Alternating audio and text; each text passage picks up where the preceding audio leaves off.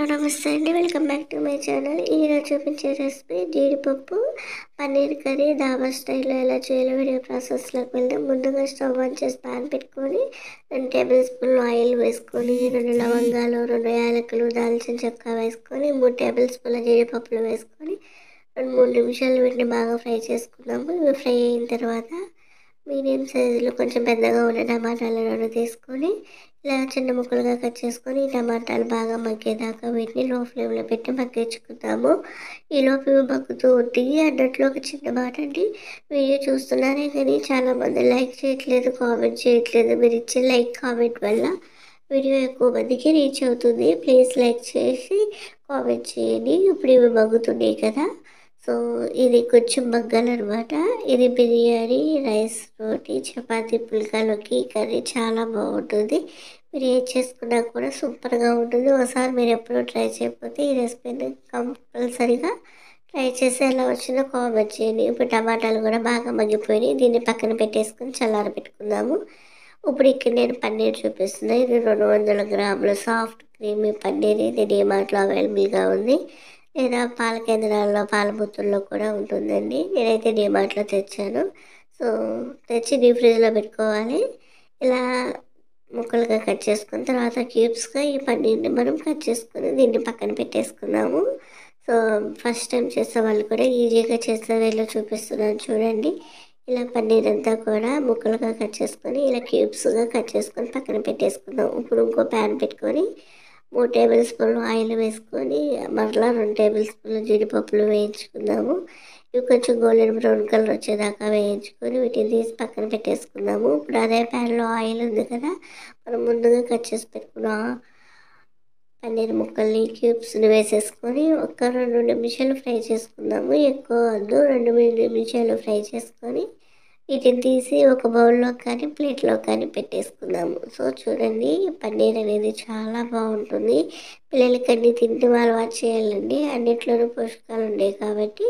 So ఇప్పుడు ఇలా వేగిపోయిన ఈ పన్నీర్ ముక్కల్ని క్యూబ్స్ని ఒక బౌల్లోకి తీసి పక్కన పెట్టేసుకున్నాక ఇప్పుడు అదే ప్యాన్లో మరలా 2 టేబుల్ స్పూన్లు ఆయిల్ వేసుకొని ఆనియన్స్ ముక్కలు బాగా ఎంత వీలైతే అంత చిన్నగా చాప్ చేసుకోవాలి. చిన్న ముక్కలు కట్ చేసుకొని ఒక పచ్చిమిర్చిని కూడా వేసేసుకొని ఆనియన్స్, పచ్చిమిర్చి కొంచెం ట్రాన్స్పరెంట్ అయ్యేదాకా వీటిని బాగా మగ్గించుకోవాలి.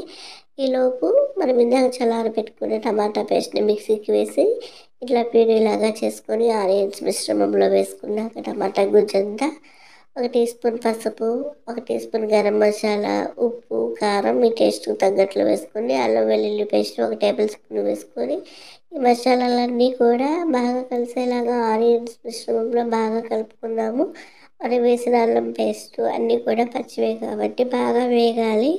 ఈ పేస్ట్ అంతా వేగి ఆయిల్ పైకి తేలేదాకా మనము వీటిని వేయించుకోవాలి. ఇప్పుడు చూడండి, ఆయిల్ పైకి తేలుతుంది కదా, ఇప్పుడు మనం ముందుగా ఫ్రై చేసుకున్న పన్నీర్ ముక్కలు వేసేసుకొని మసాలా అంతా కూడా ముక్కలకు పట్టేలాగా బాగా ఇలా వేయించుకున్న మసాలా ముక్కలకు పట్టేలాగా కలిపేసుకొని లైట్గా కలుపుకొని చిదురవ్వకుండా ఇలా కలిపేసుకొని జస్ట్ ఒక గ్లాస్ వాటర్ వేయండి, సరిపోతుంది.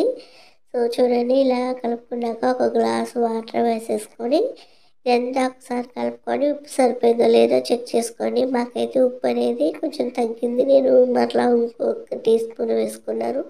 ఉప్పు కారాలు మీ టేస్ట్ని బట్టి మీరు వేసుకోండి.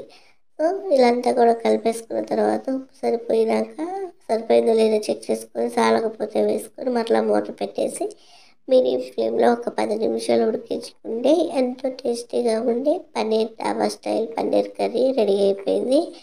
ఇప్పుడు ఇదంతా కూడా చూడండి, ఉడికి బబుల్స్ వస్తుంది కదా, ఈ టైంలో ఫ్రెష్ క్రీమ్ ఉంటే ఇలా కొంచెం వేసుకొని, మీ దగ్గర ఫ్రెష్ క్రీమ్ లేకపోతే పాల మేగడ ఉంటుంది కదా, పాల మీద మేగడ, ఆ మేగడ తీసుకొని బాగా బీట్ చేసుకొని వేసుకోవచ్చు.